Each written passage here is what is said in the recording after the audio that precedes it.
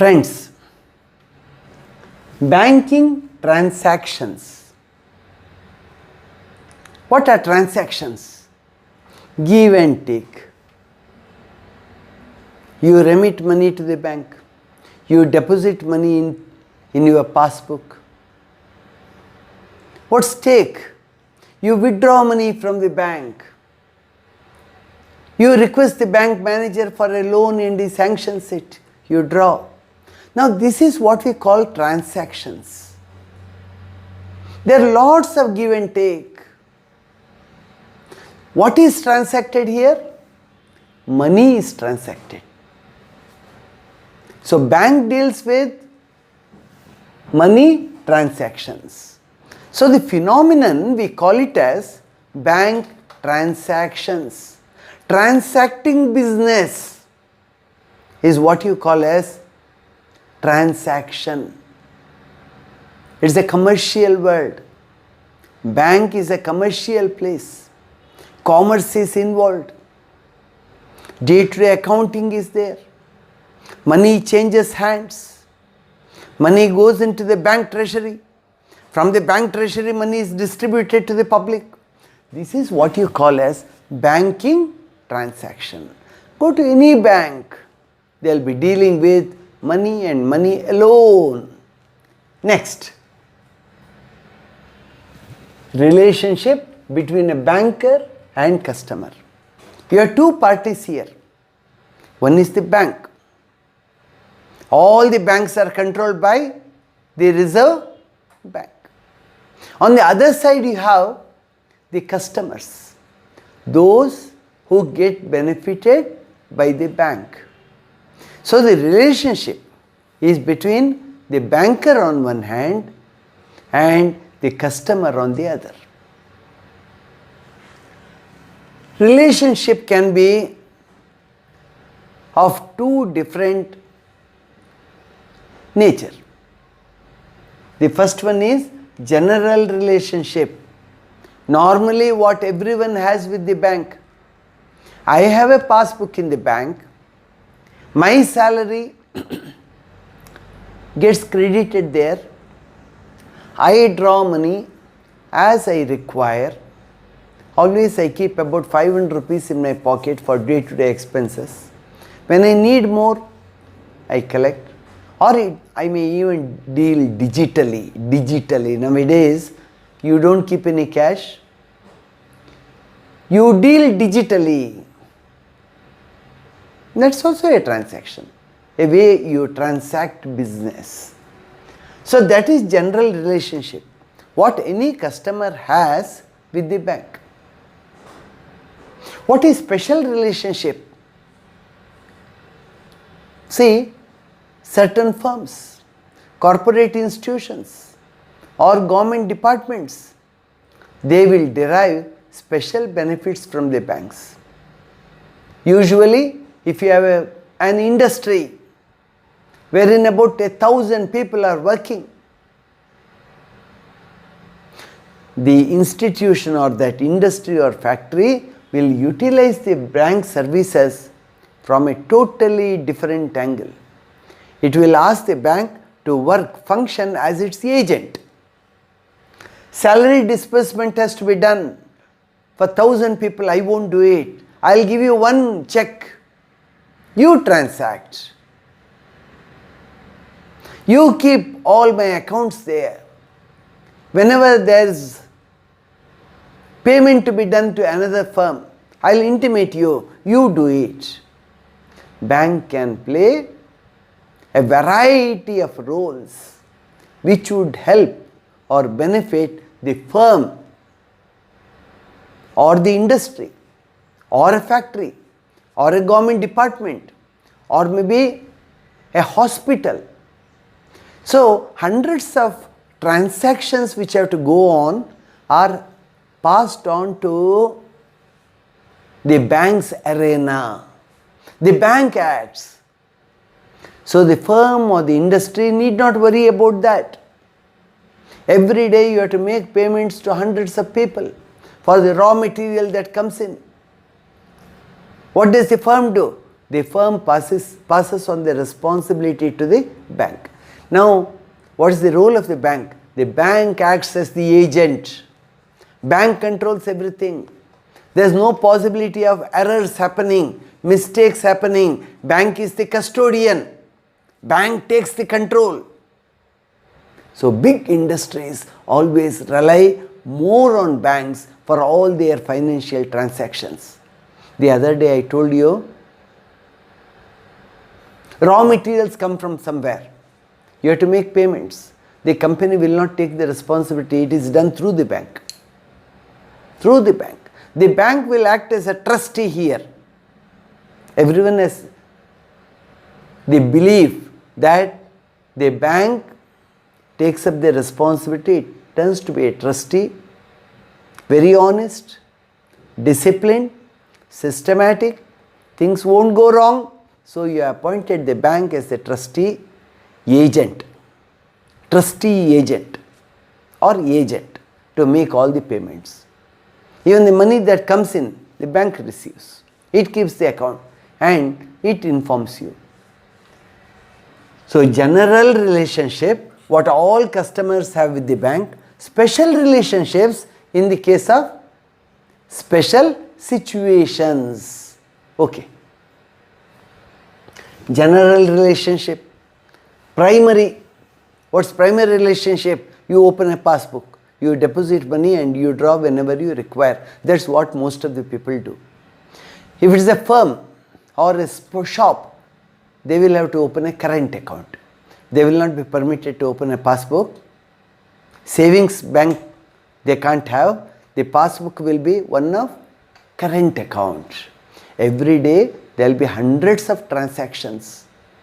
A cloth shop, he sells clothes of worth of rupees lakhs and lakhs. So what does he do? The money keeps going to the bank. He receives digitally the payments or through the credit slips or debit slips, whatever it be.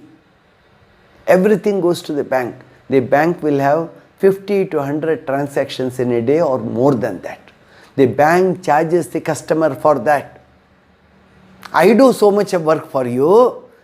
Instead of giving interest to the customer, it will ask the customer to pay a small fee to the bank for having done all these jobs. Now this is primary relationship. Subsidiary relationship.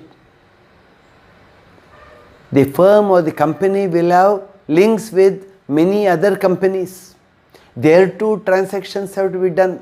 It's slowly moving on to a complex form now. Subsidiary. All such acts are also taken care of. Agent and principal, I told you, bank turns to be an agent. It does the job of the firm, agent, and the principal. It takes care of, keeps in mind all the important jobs, commercial jobs to be done, and bank acts as per the instructions given by that firm. So, agent and principal relationship, very good relationship will be there, commercial relationship between the firm and the bank does all this. Say, you collect rent from about 10 houses. Every month you have to collect rent.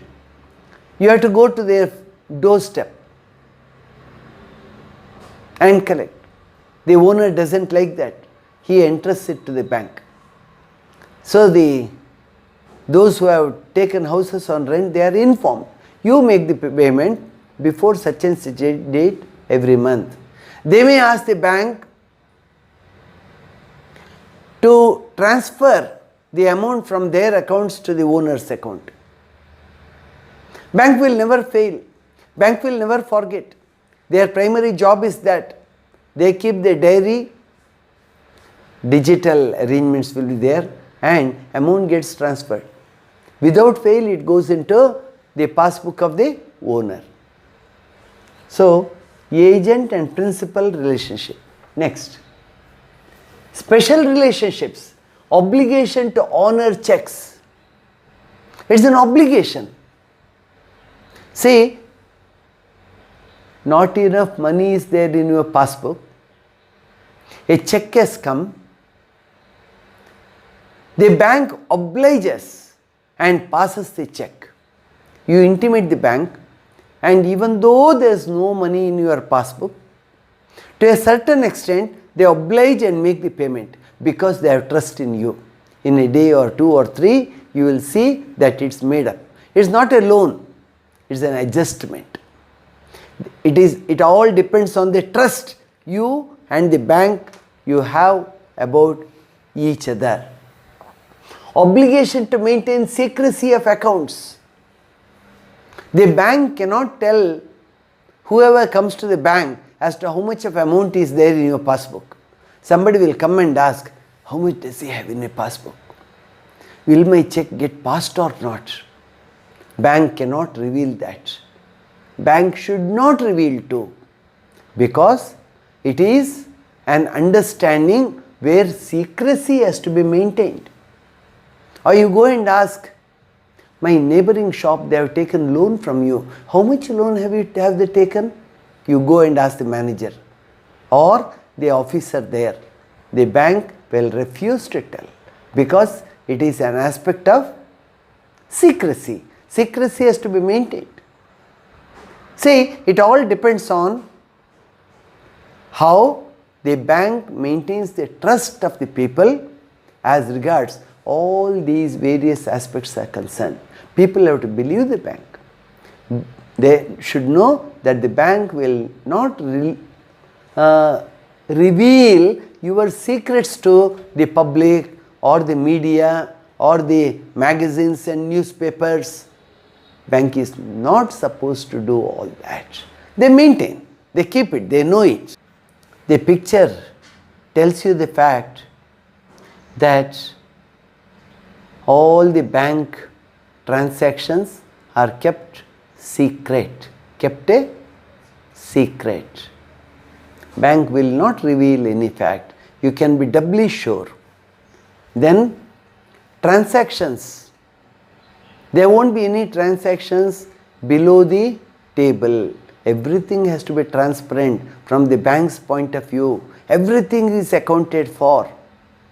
So the transactions are very, very important and they are credible. Next, services offered by banks. Let's see what all services do they give. Debit card and credit cards. These are the cards issued by the bank and customers use them. What is debit card? You will have a card.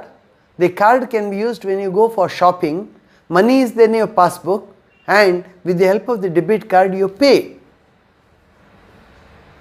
You go to an automobile shop, you purchase some goods needed for your vehicle and you have to make the payment.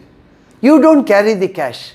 You have the debit card with you. You give it to the auto shop owner there, shop owner. He will collect the money that you are expected to pay to that automobile shop. So you need not worry of money getting picked by somebody. So pickpocketing, that is brought under control. You don't carry cash at all. Okay, what is credit card? Credit card, bank has trust in you and it gives you a credit card worth of 25,000 rupees or worth of 1 lakh depending on your transactions. Up to that figure, even though there is no amount in your passbook or you don't relate the transaction with money, what you deposit in the bank, you are extended that help by the bank. You go and purchase clothes in a cloth shop. The bill is 80,000 rupees. You have a credit limit of 1 lakh. Even though you don't have money with you or in your passbook, the bank pays it. And the bank will charge a certain amount of interest on you. So over the next 1 month or 2 months or 3 months, as your contract goes, you have to see that money is deposited back to the bank and further the same benefit will continue. So even though you do not have money in your passbook, you are given the needed help by the bank to make the transactions to a certain extent. Though you don't have money, it is as if you have money. The bank has helped you. Personal debit and credit. Debit, you have money. Your money itself is transacted. Here you don't have money. Bank will extend money to you, support to you. But you have to be trustworthy. Personal loans. Say somebody needs about 10,000 rupees immediately, there is no money in his passbook. Next salary is only after another 20 days. Urgency has come that he needs about 20,000 rupees. The bank will extend. There is no need for any special paper, that everything to be filled in. The bank says, okay, I permit you. You draw up to 20,000. And when the next salary comes, I will get it deducted from your salary. Usually the banks insist that the salary has to go through the bank in all such cases. Home and vehicle loans. You want to build a house. You need about 30 lakhs loan. The house is worth of 50 lakhs. You need 30 lakhs. The bank will extend you loan. Certain papers may have to be signed. It's a contract between you and the bank, but you get the loan. And you have to repay the loan in a span of 4 years or 5 years or maybe even 3 years. Again, you discuss with the manager of the bank and you decide. Vehicle loans. Newly you have joined a software job. You don't have anything with you. It's a permanent job you have got. And the bank says, okay, even if you don't have money, it's alright. You take the vehicle and over the next 36 months, in equal installments, you go on remitting it to the bank. See, you need not save and wait till that when you have money. You will be able to move ahead and enjoy life. You can purchase a house, you can purchase a vehicle, you can see that all your requirements are met and smooth ongoing is there. Mutual funds. Funds. You can get into mutual funds and you can remit. Money goes on getting collected. It will have interest on it and you have a lot of benefits from mutual funds too.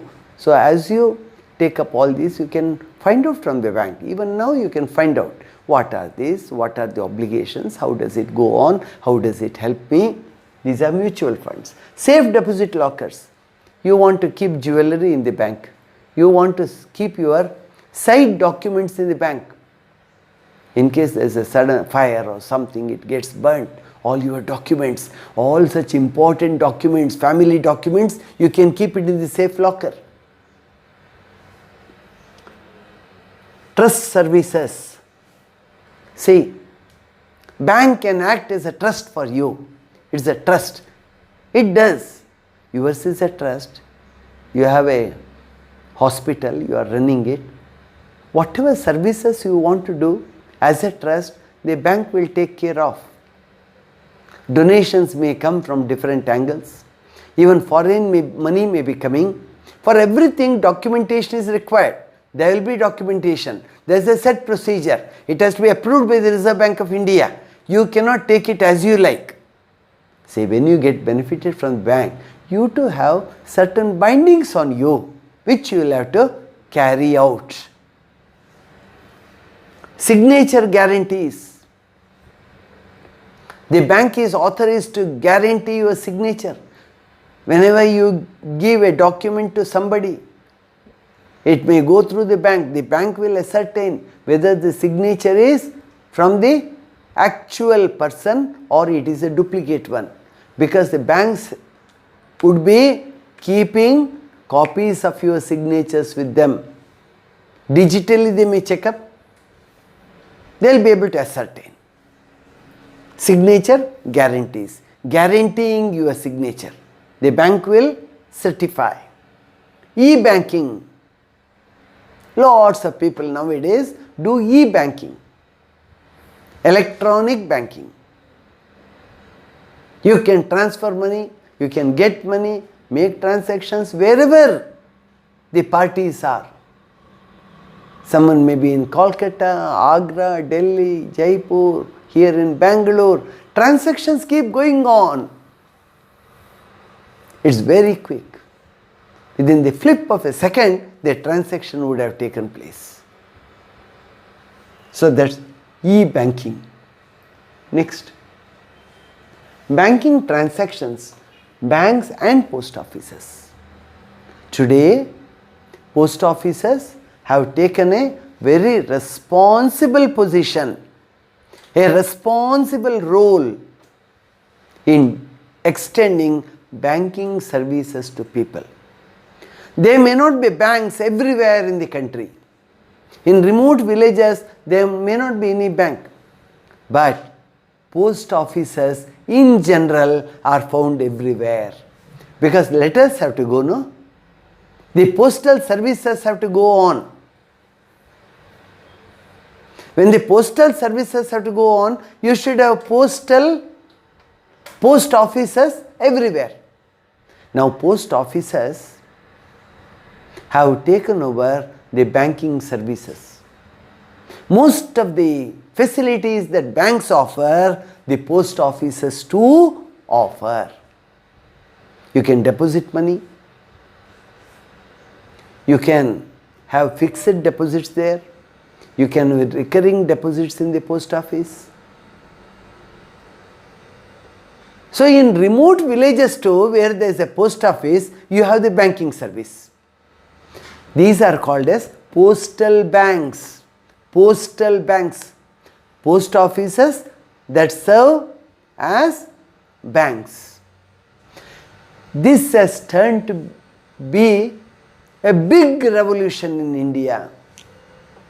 People need not worry, oh, I am in a remote place. I am in a forest area. I don't have any access to bank. Never mind. You have access to the post office, no? Get anything and everything done there. They offer you. Now let's see. What do they do? Activity involving money, that we know. Banking transaction means activity that involves money. Or exchange of money in an account is called banking transaction. Customers' money is kept as deposits and lent to customers as loans. We all go and keep money in the bank. 3,000 rupees, 10,000 rupees, half a lakh, 1 lakh, all these get accumulated. It will run to a huge amount. What should banks do? The banks give loans from this amount collected to people who need that service. There is one section of people who have excess money. There is another section of people who have excess wealth, who need money for their day-to-day transactions or some activities they have taken up, or running the shop, or making some payment. So on one hand you have customers who deposit money, on the other side you have people who want money as loan. Now these two get equated. Bank does it. Bank does it. If there is too much of excess of wealth, it goes to the government. The banks too have limitations. They can't have crores of wealth kept with them. It goes to the Reserve Bank, and Reserve Bank will find out as to how this excess wealth with it should be used. So money won't lie as a useless commodity. It is used either at the rural level, or at the city level, zonal level, or at the national level. The Reserve Bank, which is the head of all banks, mother of all banks, keeps its fingers on, and it keeps on checking how things are running. Let's see now. Depositors are given interest for whatever. What is the attraction? You need some incentive. You have 10,000 rupees in the house. You don't keep it. You feel, I don't need. This month I may not need at all. Why should I not give this 10,000 rupees, take it to the bank and deposit there? It will get a small percentage of interest, and my money too will be safe. So bank gives interest. Now interests have come down.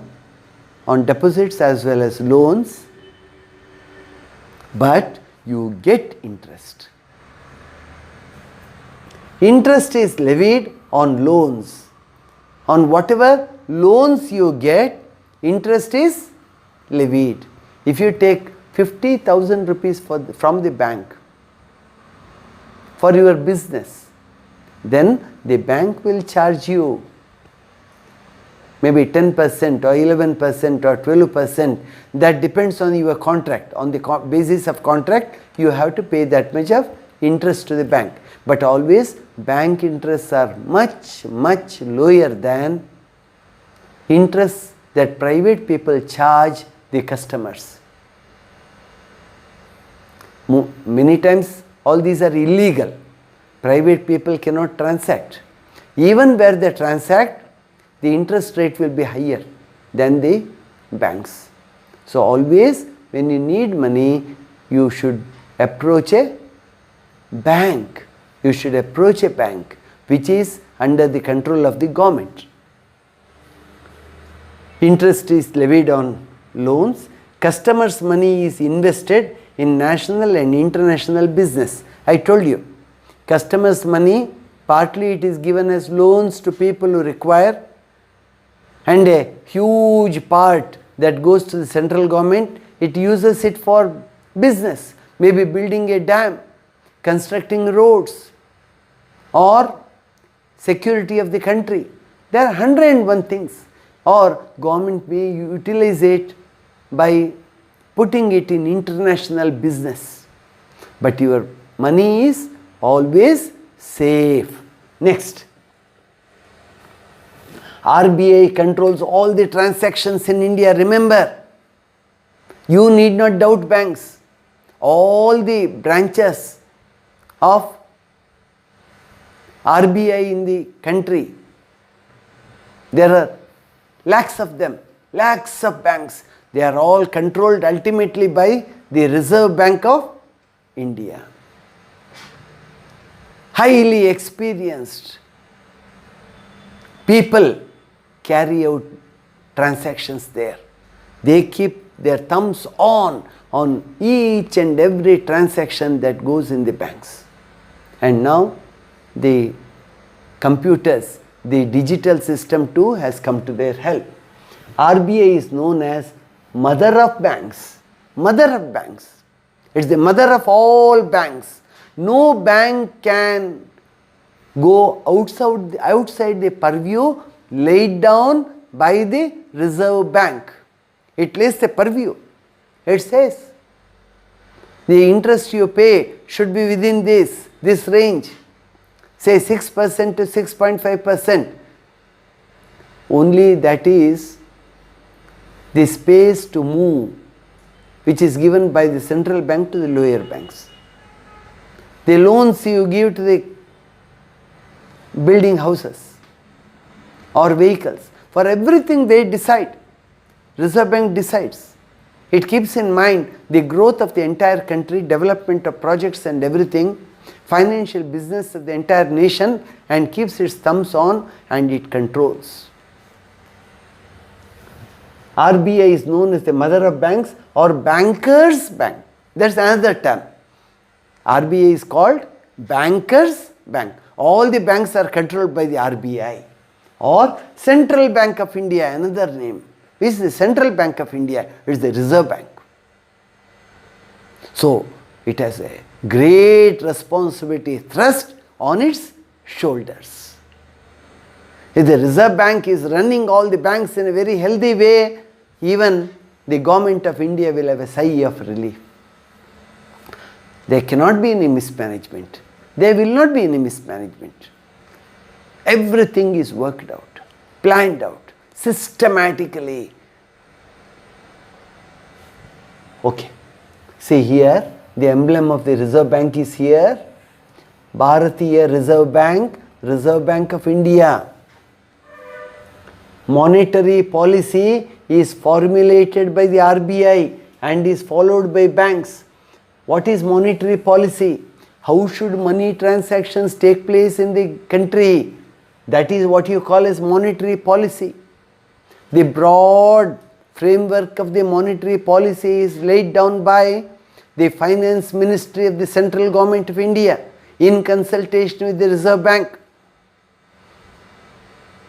Reserve Bank has to work within that purview.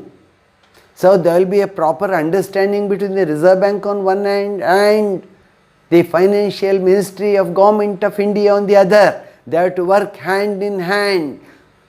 They have to have discussions. Reserve Bank has to give clearance for most of the financial transactions of Government of India. Government of India cannot do it on its own. Reserve Bank, it is independent. Though it is independent, it comes under the President of India. President has the ultimate control. Monetary policy. Money is there in monetary. You remember the word. What is monetary policy? Money transactions. Policy that governs the money transactions